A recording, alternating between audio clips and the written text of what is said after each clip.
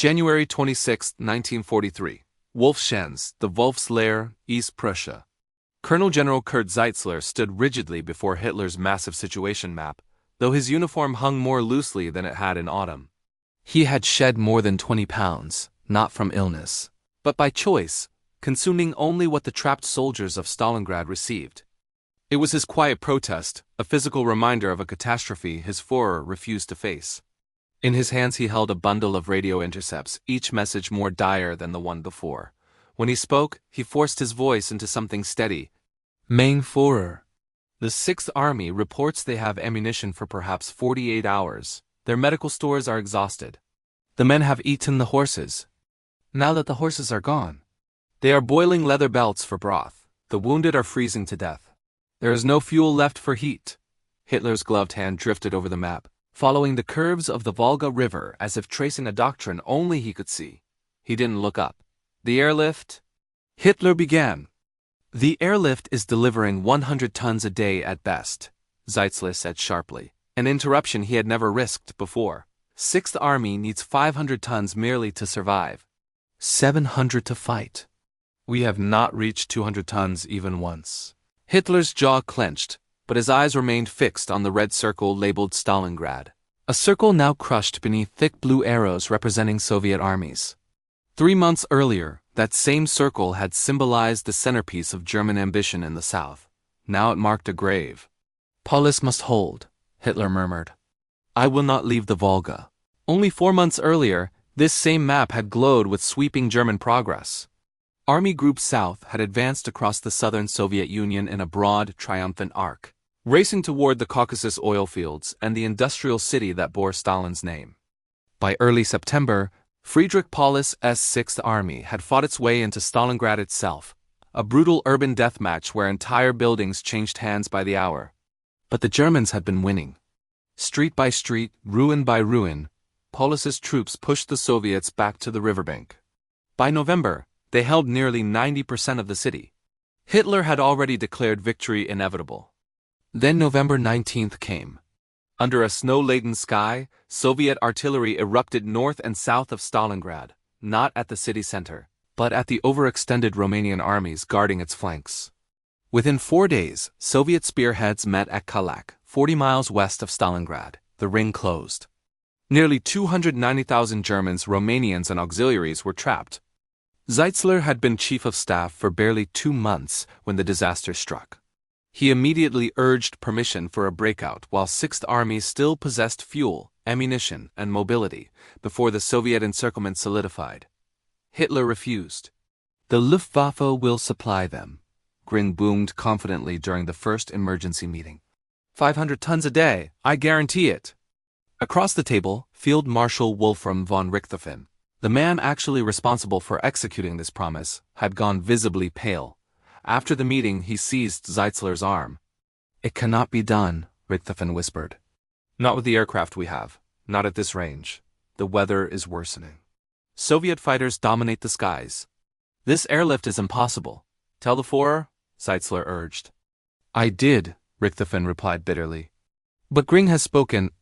Therefore it must be true. The airlift began on November 24th. The first day delivered 75 tons. The second, 50. On many days, when storms froze engines solid or Soviet fighters slashed through the transport routes, nothing arrived at all. Ru 52 transports limped through walls of flak, and dozens went down in flames. Pilots returned with nightmarish stories, landing under artillery fire on runways covered in snowdrifts. Wounded men dragging themselves toward planes already overloaded. Crews forced to choose which soldiers would live and which would remain behind. Inside the encirclement, the army began to starve. As December deepened, Zeitzler renewed his pleas for breakout permission daily. Field Marshal Erich von Manchen launched a relief effort, Operation Winter Storm, driving toward Stalingrad from the southwest with a panzer army. For 3 days, hope flickered. Manstein's vanguard reached within 35 miles of the pocket. Order Paulus to break out now, Zeitzler begged Hitler. It is the last chance. Hitler stared at the map, immovable. If we abandon Stalingrad, we abandon the Volga. Without the Volga, we lose the oil. Without the oil, we lose the war. 6th Army must hold. Manstein will reach them. Manstein never did. Soviet reinforcements crashed against his spearheads and shoved them back. The relief attempt collapsed. The noose tightened. Temperatures plunged to 30 degrees below zero. Men froze at their posts, froze in their sleep, froze while standing in bread lines that ended with no bread. The radio messages grew shorter, frantic, the handwriting of exhausted signal officers shaking on the forms. Requests for ammunition, for bandages, for gasoline, and always for food. Eventually, even requests for permission to surrender the most gravely wounded, just the wounded, so they might be spared starvation. Hitler forbade it. Where the German soldier stands he remains, he declared. Now, in the final days of January, Zeitzler placed the newest dispatches on the Führer's table. The Soviets had split the pocket. The southern segment clung to only a handful of shattered city blocks. The northern group held a little more, but not much. 6th Army headquarters now huddled in the basement of the Univermag department store, shells thundering above it. Paulus reports his men cannot continue resisting, Zeitzler said quietly. The artillery has no shells. The tanks have been without fuel for weeks. Many soldiers are too weak to lift their rifles. He requests permission to No, Hitler snapped. Mein Führer. They are not dying in battle, they are dying of hunger, of cold. There are 30,000 wounded without any medical care. Gangrene. They are tying down Soviet armies that would otherwise crush us elsewhere. Hitler interrupted sharply. They will hold. The room fell silent. Only the wind outside, the same wind freezing men to death on the Volga, seemed to answer. Hitler finally tore his gaze from the map. His eyes were bloodshot, his face pale beneath harsh lamplight. When he spoke, his voice was thin, almost brittle. Every day they hold is a day we gain somewhere else. They are fulfilling their duty. They could fulfill it better if they had broken out when they still had the strength. Zeitzler replied before he could stop himself. The words erupted like a breach in a dam. They could have saved the men. Saved the equipment. They could be fighting now instead of dying for nothing. Hitler's hand slammed down on the table. It is not for nothing. Stalingrad is a matter of will. If we retreat, if we show the slightest weakness, the entire front collapses. 6th Army holds because I ordered to hold. Because Germany requires it.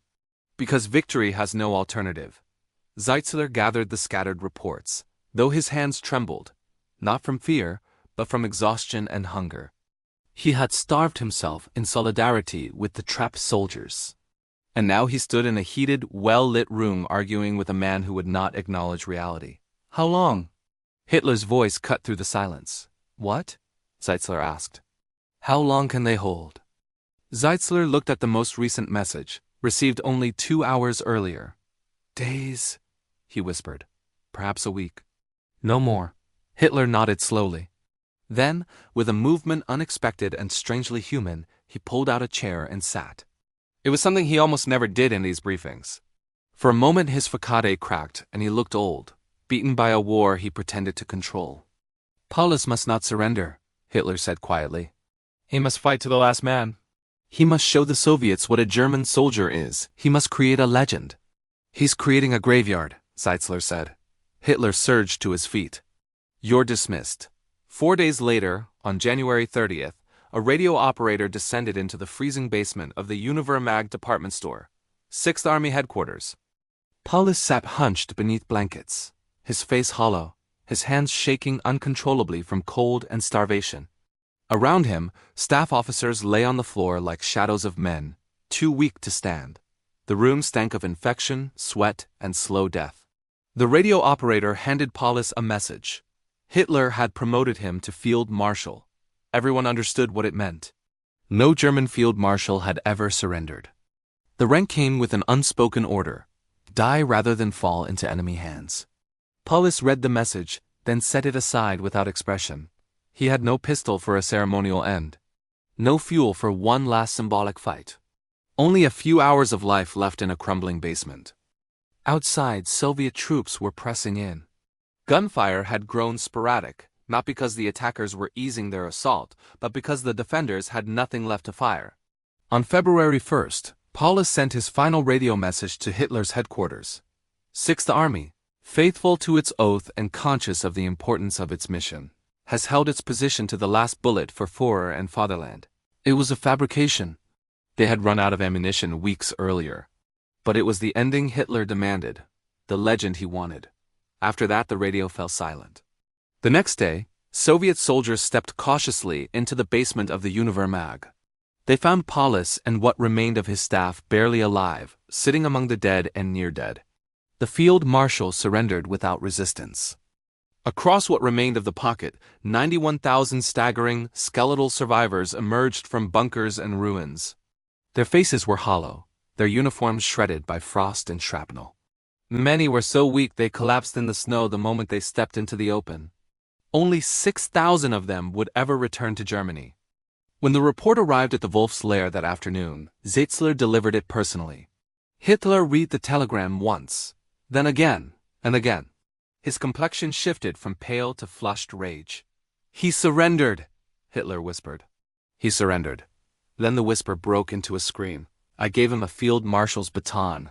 I gave him the highest honor in the army. He should have shot himself. He should have died with his men. Instead, he surrenders like a coward. He will be paraded through Moscow as a trophy." Hitler paced violently, his movements twitching, uncontrolled. What will the other armies think? What will the soldiers think when they learn their field marshal surrendered? How can I ask anyone to fight to the death if a field marshal chooses captivity? Zeitzler remained silent.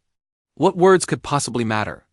Nearly 300,000 men had died for a symbol, for a single point on a map, for the delusion that willpower could replace strategy, logistics, or common sense. Sixth Army no longer existed. The legend Hitler had demanded, a heroic last stand on the Volga, had instead ended in a basement surrender and columns of emaciated prisoners. Hitler finally stopped pacing. When he spoke, his voice had transformed, cold, precise, terrifyingly calm. "This must never happen again. No more retreats, no more surrenders. Every position will be held. Every soldier will fight where he stands. If an army is surrounded, it holds. If it runs out of ammunition, it uses bayonets. If it runs out of food, it fights until it falls. This is what I will demand. This is what Germany requires." Zeitzler looked at the man before him and understood with absolute clarity. Hitler had learned nothing. The disaster had not revealed his strategic failures, it had reinforced them. In Hitler's mind, the Sixth Army had not been destroyed by encirclement, starvation, or impossible odds. It had been destroyed by insufficient will. Paulus had surrendered instead of dying. Therefore, the solution was not better strategy, but greater fanaticism. For 3 days after the surrender, Hitler's map still showed Stalingrad as a German-held city. No officer dared to change it. The tiny red circle remained, a fiction preserved to avoid provoking the Führer's rage. When the map was finally altered, when the red German marker was replaced with a Soviet one, Hitler was not present. He had walked out of the room. He could not bear to watch the erasure of a symbol he had insisted must stand forever. Within months, Zeitzler himself would collapse from exhaustion and be removed from his position. But as he stepped through the frigid corridors of the Wolf's Lair that night, one realization settled heavily over him. Hitler had not been shocked when his generals announced Stalingrad was doomed. He had been shocked when Paulus surrendered. The fall of the city, the loss of 290,000 men, the strategic disaster that shattered Germany, Zeddon front, all of that had left Hitler's faith in his own infallibility untouched. What enraged him was that Paulus had chosen survival instead of the theatrical death Hitler had scripted for him. The pattern would repeat at Demyansk, at Chom, at Korsun, at Budapest, at Nixburg, and finally in Berlin itself. Each time Hitler would order the same thing: hold, fight, die where you stand, never retreat. Generals who urged withdrawals were dismissed. Officers who tried to save their men were labeled traitors. And the Wehrmacht would bleed itself dry in a series of hopeless, avoidable last stands. In the frozen basement of the Univermag department store, Paulus had chosen to live. In the Wolf's Lair, Hitler had chosen to learn nothing. And in the months and years that followed, hundreds of thousands more would die because their commander valued symbolic gestures more than their lives.